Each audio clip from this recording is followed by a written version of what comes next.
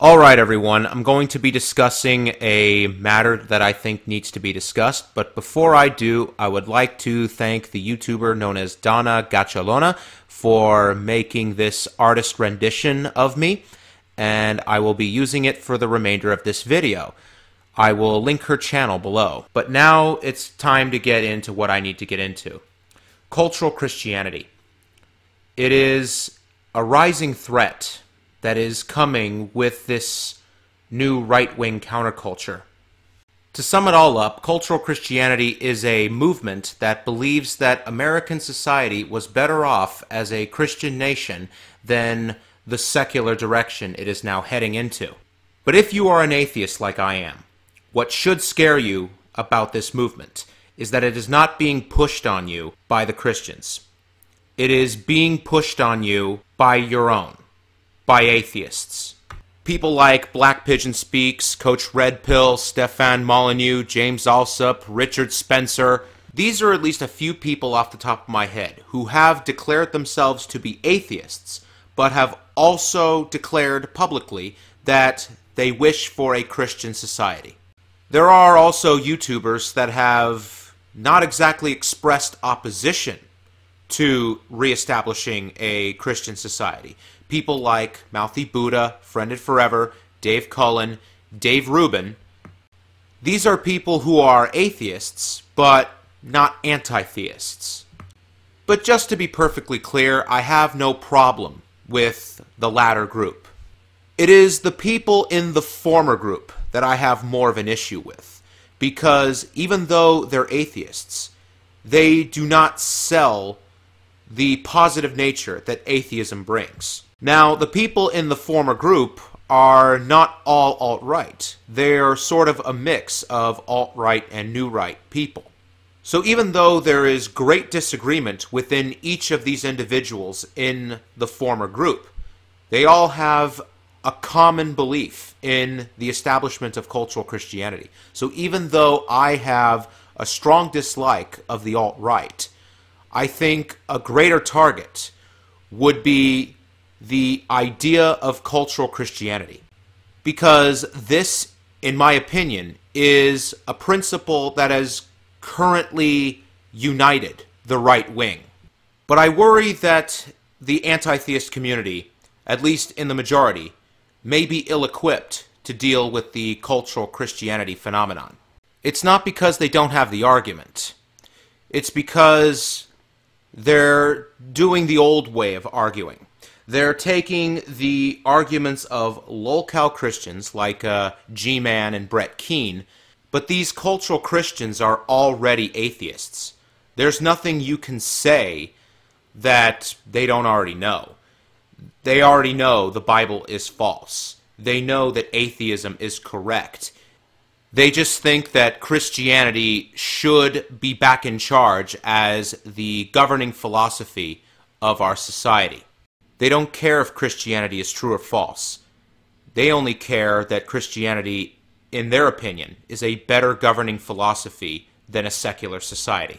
The cultural Christians remind me of that character from The Matrix. Now, of course, the movie The Matrix is where the phrase red pill comes from, because when Morpheus presents Neo with the red pill or the blue pill, Neo takes the red pill, and all of a sudden he gets woken up from the Matrix. But in the middle of that very movie, the character known as Cypher had a conversation with Neo, and he basically utters the statement, "Why, oh why didn't I take the blue pill?"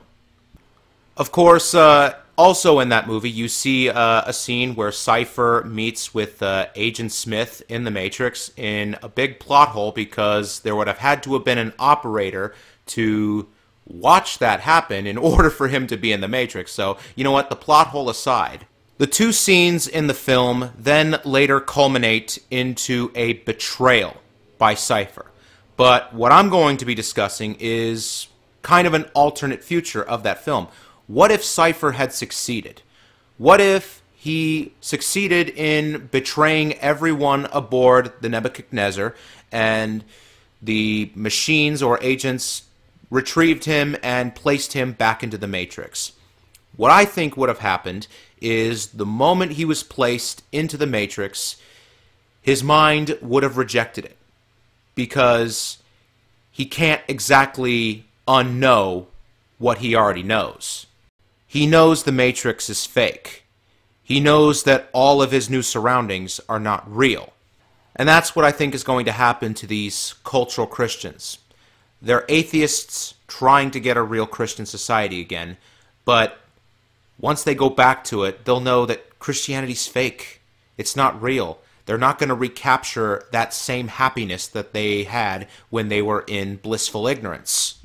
Because that's currently an argument that's circulating with cultural Christians right now. They think that society will be happier and healthier if people are religious.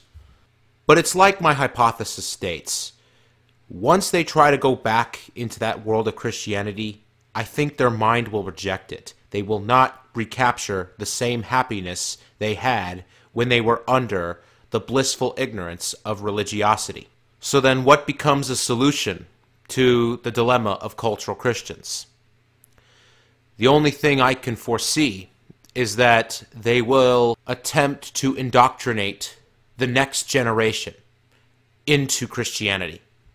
And if you're an anti-theist and you've ever seen the movie Jesus Camp, you know exactly what that means. So what exactly is the solution for anti-theists? I will tell you this. Going after lolcows like G-Man and Brett Keane are not going to solve the problem. The best way to do this is to convince the cultural Christians, who again are atheists, that atheism, or better yet, anti-theism, is a better way of governance than Christianity. If any European country, or better yet, the European Union, were anti-theist, they would have never had a Muslim migrant crisis. Here's another argument. It comes in the form of a question. Name a serious scientific achievement that was achieved by Christianity before the Renaissance. I don't think you can do it. Because when the Renaissance occurred, that was the awakening of secularism. Some of the greatest artworks, scientific discoveries, and cultural achievements occurred during the Renaissance. Everything you celebrate from Western culture comes from the Renaissance originally. That was the beginning of secularism. Although the earliest discovery of secular philosophy came from ancient Greece in the form of Socrates. So for the very first 1500 years of European civilization, the cultural achievements, scientific discoveries, and artworks were stagnant. The reason why was because they believed that looking too much into science would undermine the argument of God. And I do believe that if the cultural Christians succeed in doing what they want to do, they may reverse the gains our society has made.